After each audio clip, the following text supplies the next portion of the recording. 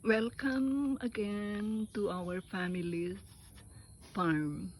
Another weekend spent dito sa farm, breather sa buhay Maynila. Okay, pakikita ko sa inyo yung mga halaman na aming unti-unting kinultivate at saka ni Sinave, Bandera Espanyola. Many more, napaka-fertile ng land dito. Lahat na lang tumutubo. Ito yung mga mahogany trees. I think there are 200 mahogany trees here. And then something like 90 trees of lanzones. Kapo-fertilized pa lang. Hinihintay namin mag-start ng mamunga ulit. May pa isa-isa ng bunga. Doon sa may bandang baba, sa may bandang likuran. Okay. Ito yung bahay ng rest house ng kapatid kong si Jerome and his family. And here are our cabins. Apat kaming magkakapatid na babae. Itong lupa na farm na pinamana ng parents namin, which we hope to really make sure na ang nature na preserve, and we are even making sure that all the vegetations are propagated. Ito, tumubo na siya. Ang ganda ng bulaklak nito, pero wala siya ngayon. I don't know how they call this, but parang peace lily or what, something. Okay, here.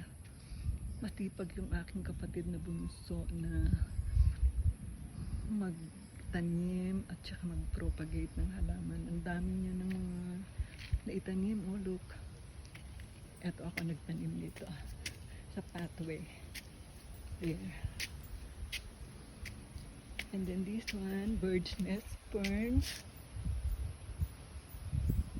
Ang taba niya na. Ang bilis niyang lumaki dito. And this one is what they call spider plant. Isinasabit lang namin sa puno. And those are yung mga upuan namin. Actually, it looks like wood, but it's made of concrete kasi hindi masyadong matibay pagka wood. So, we decided to have some made out of concrete. But yung grain ng wood, aming kinuha, aming tinry to imitate, kaya mukha siyang kahoy. Ayan. Yeah. And then, what else? We have the mango tree over here. Katatapos lang ng fruiting season. Ayan. Ang dami niyang naibunga. And then, more plant. This is, ito yung I don't know what to call it, adendoni. I don't know. Hindi ako masyadong mahusay sa pag-identify ng local names ng plant. But this one here is a variety na sa US napakamahal kasi yung pamangkin kong si Sarah bought the same species in the US and it cost her quite a lot. Dito, ang dali lang i-propagate. Yeah, more spider plant. At eto, lagundi, na medicinal plant lagundi.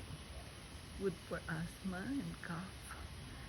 So, kamunting na itong mamatay, amin lamang siyang isinave. So, ayan, lagundi. If you boil the leaves and take the boiled concoction for asthma and coughing. Very, very good daw. What else? Ito, si Bing, my sister, nagpagawa ng mga stands para sa aming mga flowers. More. And just to, okay, here are almost giant coleus. Ang liit-liit lang ng halaman na to na tinanim namin And after a month, look how big it's grown because the soil here na is very fertile. So, kahit hindi mo diligan because it's all raining almost every day here. Ayan, oh, look.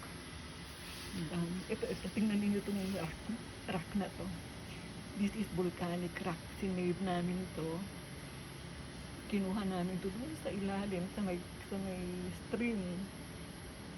And sabi nila galing daw to sa mga previous volcanic eruption from way back kasi we are very close to Taal volcano. Pero this place is not really prone to volcanic damages kapag ka ang vulkan ay pumutok. Medyo mataas kasi kami, mas mataas kami ng dihamak kaysa sa level ng Taal Lake. Ito yung aming mga cabins inside. Tigil-tigil kami magkakapatid. Okay, what else? Kasi kailangan daw mag-audio. Ito pa. Ito talisay. Ito yung talisay tree. May nagsabi last time pinamumugaran daw to ng maligno kaya tanggalin namin. Pero my goodness, ang ganda ng halaman and there's no such thing as maligno for people who have faith, di ba? O yan. Ayan, ang dami naming mahogany. There. Look at the giant coleus. Beng, anong pangalan nitong halaman na to? This one? Yung magandang ang dahon? Ito. Yung magandang dahon, Beng, yung pulit-pulit ang dahon. Yung Ito. pulit ang dahon, yan. Philodendron. Philodendron. Hindi. Ibang variety yung nandun. And this one Sahod is, yaman. this one ano na ang tawag natin dito? Variegated sea hibiscus. Okay, sea hibiscus, variegated because of the combination of white and green. And Kapag ka variegated, that's how it is. There should be a combination of two colors at least. And this is Cadena de Amor. Ayan. Cadena de Amor. And then, ang dami naming mga papaya. Ito, bagong tanim na singkamas. Nilagay mo na yung aking mapaligo, Beng. Singkamas. Then, ang daming puno ng saging. Okay, and then, yan, ang tataas na ng aming mahogany.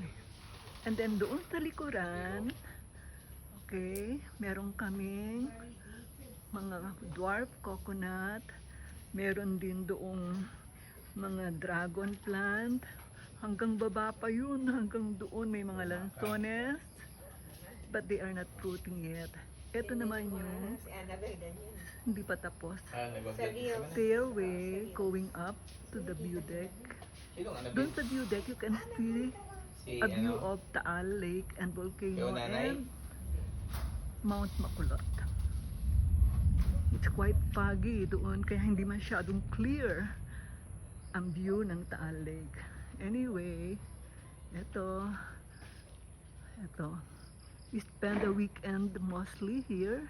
Ibang-iba kasi ang, even if you are quite tired the whole week, in here you feel relaxed, and when you go back to the city, you feel invigorated na.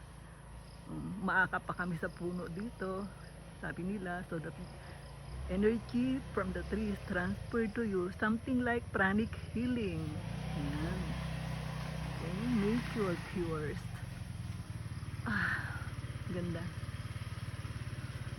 Then, pagdating ng Burmans, napaka-presko lalo dito.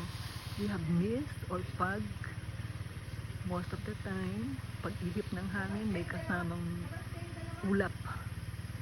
So, foggy. There. Okay. Galing ako sa baba, kaya ako hinihingal. Nag-inspection kami ng mga dragon plants. At saka ng mga baboy ni na Ate Edith. Alaga ng aking bayaw. Okay.